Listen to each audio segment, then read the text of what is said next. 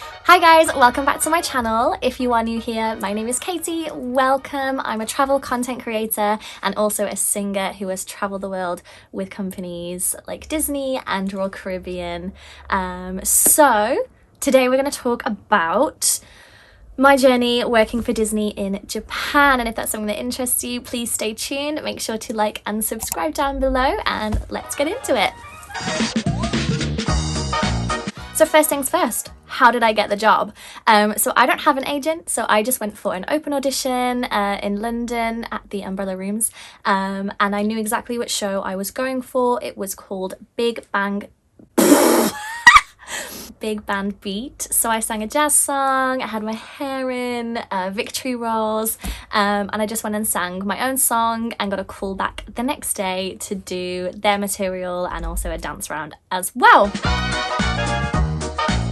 Okay, second thing is how long between my contract offer and me flying out. So I found out, I think my audition was January, I got my contract offer in the March, and then I flew out in the August, so it was quite a while. I had time to tie up any loose ends, get myself prepared. I had to get a visa, gave me time to start learning a little bit of Japanese, so it was quite a while. Third thing, how long were rehearsals? I'm pretty sure our rehearsals were about 4 or 5 weeks from what I can remember. I think I was in a cash change for singers, so every year in the show I was in there was a whole cash change for dancers and singers, and that rehearsal process was slightly longer, but because all the dancers already knew what they were doing and they were just kind of slotting in us new singers, of which there were 6 of us, the rehearsal process was slightly shorter, so we just, I think it was like 4 weeks from what I remember. 4. How many shows were there a day? So there were 5 shows every single day. The show was half an hour long, but it didn't necessarily mean that you were doing 5 shows a day 7 days a week. That's not how it works. So we all got 2 days off a week. You could split them up or you could have them together. Most people in my contract did them together because it meant that you got a weekend, and in this industry, like, that is unheard of to have 2 days off. It was glorious. It meant you could go travel, you could really relax, you could do all your life admin, so that was incredible. Also, if you might be on a shift, so we had 3 shows. We called them the AM shift and then the PM shift, which was 2 in the afternoon. You might do the first 3 of the day, you might do the second 2, you might do all 5. It just depended, but it was pretty evenly split for everyone throughout the week, so it was really fair. Was there more than 1 track? Yes. So the singers had to learn 2 tracks. There was 2 female tracks, 2 male tracks for the singers. The dancers, I think, all had 3, from what I remember, to learn as well. So this made it really fresh every show, because you were normally on with different people throughout the week.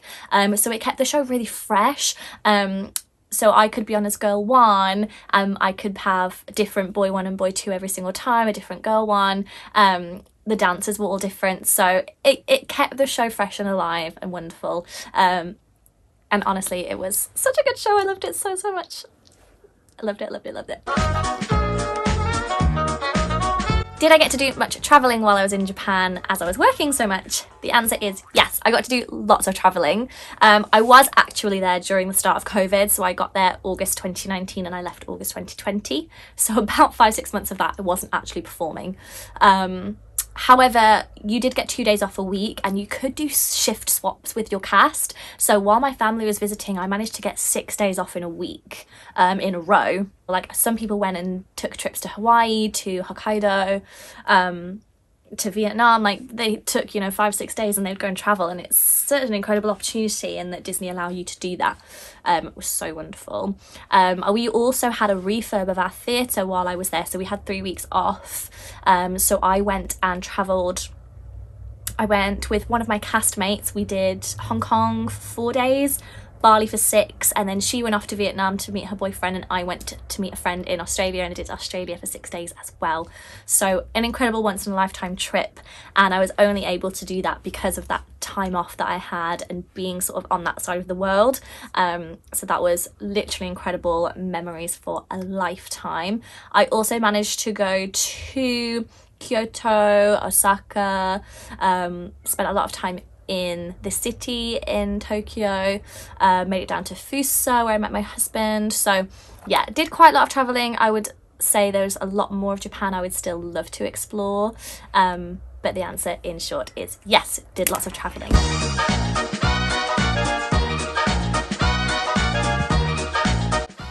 Would you go back? Yes. In a heartbeat. It was my favourite job I have ever had.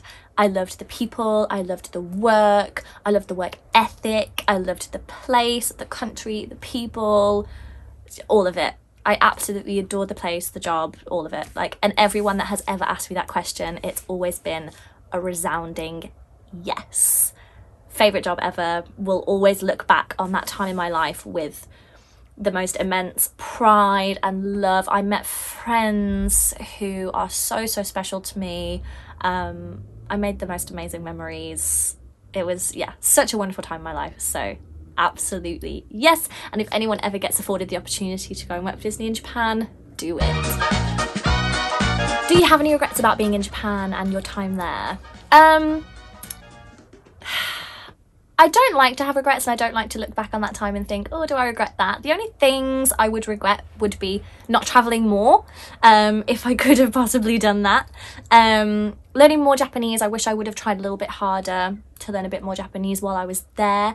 And I think I'd hoped in my heart that I was going to be there longer, and have more time, and it didn't work out like that because of COVID. So I wish I would have probably taken it in a little bit more than I did, if again that was possible. I think I did, but yeah, not massively really, but just, yeah, taken in the moments and cherish them because I miss them. Question 9. Did you get free entry into the parks? We got, so us Gaijin performers, so the foreign performers, non-Japanese, we got, I think, 2 tickets per 6 months to go into one of the parks. And there were 2, there's Disneyland and Disney Sea in Japan. So we got the 2 tickets. I paid for an annual membership because I'm a Disney nerd, love it. So that meant you could go in as many times as you wanted throughout the year, and I honestly got my money's worth out of it. It's not cheap, but for me it was worth it. So yeah, I think employees did, as they do in any Disney park. From friends I know who have worked for Disney, you get passes, but yeah, we just got 2 per 6-month contract, and then, which I gave to family, I think, and I used my pass. Yeah. Question 10. What advice would you give someone wanting to work for Disney in Japan?